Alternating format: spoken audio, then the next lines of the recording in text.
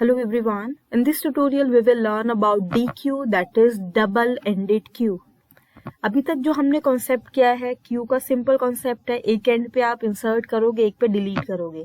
It is like front पे आप deletion कर रहे हो, दैट मीन्स सबसे पहले 5 को डिलीट करोगे एंड रियर एंड पे आप इंसर्ट कर रहे हो.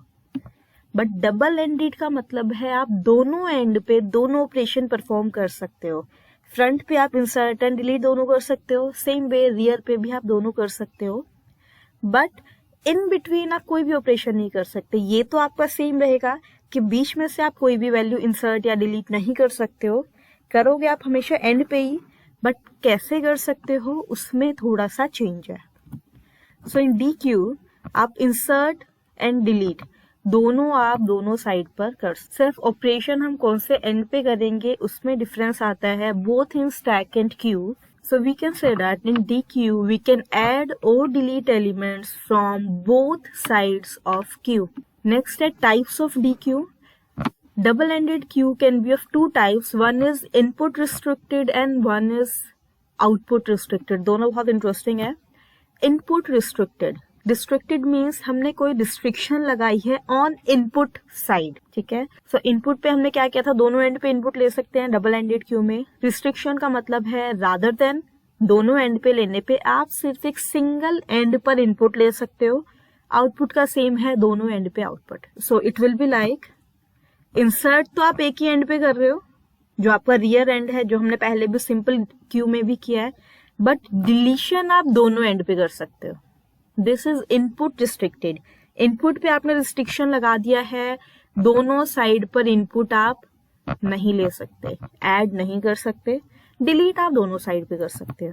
सो इसकी फॉर्मल डेफिनेशन होगी, in input restricted deque element can be added at only one end but can be deleted from both sides.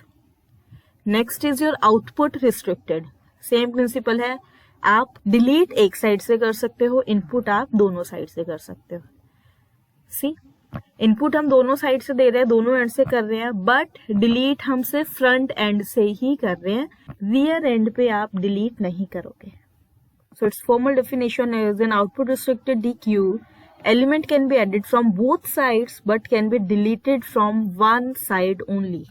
बहुत सिंपल कॉन्सेप्ट है, सिर्फ इंसर्शन डिलीशन कौन कौन से एंड पे कर सकते वो चेंज है. नाउ इम्प्लीमेंटेशन, जैसे हमने स्टैक एंड क्यू में बात की थी, there are two ways to implement. One is using array, another one is using linked list. Now array में you will use circular queue, linked list में you will use doubly linked list. doubly linked list क्यों लेते हैं?